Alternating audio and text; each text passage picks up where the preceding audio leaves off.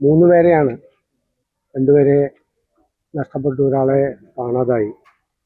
എന്തു പറഞ്ഞ് ആശ്വസിപ്പിക്കണമെന്ന് പോലും അറിയാൻ പറ്റാത്ത സ്ഥിതിയിലാണ് നമ്മൾ ചെയ്തത്. അവരെ കാണാതായ ആൾക്ക് വേണ്ടിയിട്ടുള്ള തിരച്ചിൽ ഇപ്പോഴും തുടരുകയാണ്.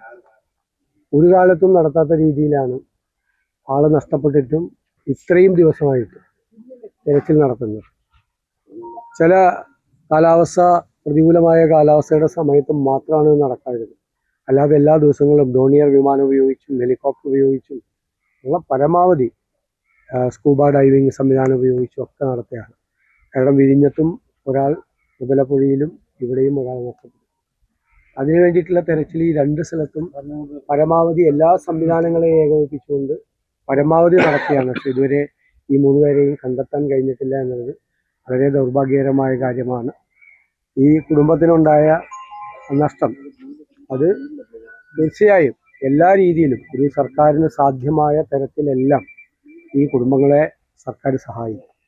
അതിന് നിലവിലുള്ള പല നിയമങ്ങളും ഇൻഷുറൻസുമായി ബന്ധപ്പെട്ടൊക്കെയുള്ള തടസ്സങ്ങളെല്ലാം സർക്കാർ അത് നീക്കി അതിൻ്റെ ഒരു കുറവുണ്ടാകാത്ത രീതിയിൽ തീർച്ചയായിട്ടും പരിഹരിക്കും. ചെയ്യാൻ കഴിയാവുന്നത്, ഒരു ഗവൺമെന്റിന് ചെയ്യാൻ കഴിയാവുന്നതിൻ്റെ പരമാവധി സഹായം ഈ കുടുംബത്തെ സഹായിക്കും. ഈ മത്സ്യത്തൊഴിലാളി മേഖലയിൽ അടിക്കടി ഇതുപോലെ പല സംഭവങ്ങളും നടക്കുന്നുണ്ട്. അത് പരിഹരിക്കുന്നതിന് ഒരു സ്ഥിരം സംവിധാനം അത് ഏർപ്പെടുത്തും, ഉറപ്പായിട്ടുണ്ടാകും. ഇപ്പോൾ തന്നെ അടിയന്തരമായി ചെയ്യേണ്ട താൽക്കാലികമായ സംവിധാനം ഉണ്ടാക്കും, പെർമനൻ്റ് ആയിട്ടുള്ള ഒരു സംവിധാനം ഉണ്ടാക്കും.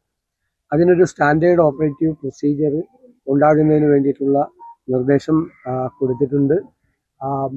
മന്ത്രി ശ്രീ അബ്ദുൽ ഗഫൂർ അതുപോലെ ശ്രീ ഷിബു ബേബി ജോണും ആ കാര്യത്തിൽ വളരെ ശ്രദ്ധയോടുകൂടി അവർ തന്നെ എല്ലാവരുമായിട്ട് ആലോചിച്ചു, മത്സ്യത്തൊഴിലാളികളുമായിട്ട് ആലോചിച്ച് കൂടി ചെയ്യാൻ വേണ്ടിയിട്ടുള്ള തീരുമാനമെടുത്തിട്ടുണ്ട്. മത്സ്യത്തൊഴിലാളികളെ കൂടി ഇത്തരം പ്രശ്നങ്ങൾ ഉണ്ടാകുമ്പോൾ അവരെ കൂടി കൂടുതൽ പങ്കാളികളാക്കിക്കൊണ്ട് തെരച്ചിൽ നടത്താൻ വേണ്ടിയിട്ടുള്ള ഒരു സംവിധാനം, ആധുനികമായ സംവിധാനങ്ങൾ ഉപയോഗിക്കുന്നതോടൊപ്പം തന്നെ ഈ രംഗത്ത് പരിചയമുള്ള ആളുകളെ കൂടി ഉൾപ്പെടുത്തിയിട്ടുള്ള ഒരു സംവിധാനം ഏർപ്പെടുത്തുന്നതിനെക്കുറിച്ച് ഗൗരവമായി ഗവൺമെൻറ് ആലോചിക്കുന്നു.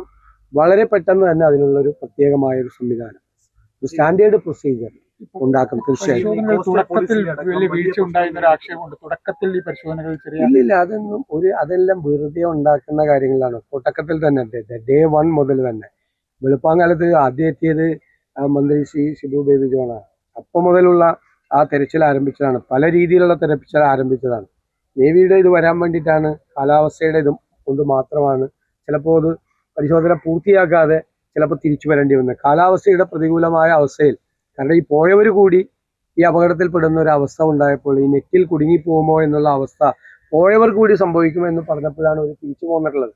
അല്ലാതെ ഒരു ഘട്ടത്തിലും അതിനെ നിസ്സാരമാക്കി കണ്ടിട്ടില്ല. ഞാൻ പറഞ്ഞല്ലോ, ഈ നമ്മുടെ സമീപകാല ചരിത്രത്തിൽ ഒരിടത്തും നടത്താത്ത തരത്തിലുള്ള തെരച്ചിലാണ് ഇത്രയും ദിവസമായിട്ട് നടത്തിക്കൊണ്ടിരിക്കുന്നത്. ഒരിക്കലും നടക്കാത്ത രീതി ഉള്ള നമ്മുടെ കോസ്റ്റൽ പോലീസിന് മതിയായ സംവിധാനങ്ങൾ ഇപ്പോഴും ഇല്ല. നമ്മുടെ ഉദ്യോഗസ്ഥർക്ക് കടലിൽ പോകാൻ പറ്റുന്നില്ല. അതിനുള്ള പരിഹാരം തീർച്ചയായിട്ടും ഉണ്ടാക്കുന്നതിനെ കുറിച്ച് ഞാൻ പറഞ്ഞല്ലോ. സ്റ്റാൻഡേർഡ് ഓപ്പറേറ്റീവ് പ്രൊസീജിയർ ഉണ്ടാക്കുമ്പോൾ കോസ്റ്റ് ഗാർഡിനെ സംബന്ധിച്ച്, കോസ്റ്റൽ പോലീസിനെ സംബന്ധിച്ച് കുറെ കൂടി എക്യുപ്പ് ചെയ്യാൻ വേണ്ടിയിട്ടുള്ള, അതാണ് ഞാൻ പറഞ്ഞത്, പ്രാദേശികമായിട്ടുള്ള മത്സ്യത്തൊഴിലാളികളായിട്ടുള്ള ആളുകളെ, പരിചയസമ്പന്നരായ ആളുകളെ കൂടി ഉൾപ്പെടുത്തിക്കൊണ്ടുള്ള ഒരു സംവിധാനത്തെക്കുറിച്ചാണ് ഗവൺമെന്റ് ഗൗരവതരമായിട്ടും ആലോചിക്കുന്നത്. അവർക്ക് വേണ്ട അടിയന്തരമായ മറ്റ് കാര്യങ്ങൾ കൂടി എത്രയും പെട്ടെന്ന് ഏർപ്പെടുത്തും. ഞാൻ ഈ സ്റ്റാൻഡേർഡ് ഓപ്പറേറ്റീവ് പ്രൊസീജിയർ എന്ന് പറഞ്ഞത് എല്ലാം വരും. കോസ്റ്റൽ പോലീസ് വരും, കോസ്റ്റ് ഗാർഡിന്റെ കാര്യം വരും, അതിന്റെ കോർഡിനേഷൻ വരും. ഒരു വിവരം കിട്ടിയാൽ അടുത്ത മിനിറ്റ് മുതൽ എന്ത് ചെയ്യണം, ജില്ലാ അഡ്മിനിസ്ട്രേഷൻ എന്ത് ചെയ്യും, കോസ്റ്റൽ പോലീസ് എന്ത് ചെയ്യും, നിർദ്ദേശങ്ങൾ കൊടുക്കേണ്ടത് ആരാണ്, ഓരോരുത്തരുടെയും ഉത്തരവാദിത്വം എന്താണ്, പരമാവധി ഒരു ജനകീയ പങ്കാളിത്തത്തോടു കൂടി തന്നെ തെരച്ചിൽ നടത്താൻ വേണ്ടി എല്ലാ ആധുനികമായ സംവിധാനങ്ങളും ഉപയോഗിച്ചുകൊണ്ട്, പക്ഷെ പ്രാചീനമായ അറിവുകൾ ഇക്കാര്യത്തിൽ വളരെ പ്രധാനപ്പെട്ടാണ്. പഴയ കാലത്തുള്ള അറിവുകൾ കൂടി പ്രധാനപ്പെട്ട, അതിനെ രണ്ടും സംയോജിപ്പിച്ചുകൊണ്ടുള്ള ഒരു സംവിധാനം തീർച്ചയായിട്ടും. കൂടുതൽ വാർത്തകൾക്ക് News 18 Keralam YouTube channel subscribe ചെയ്യുക.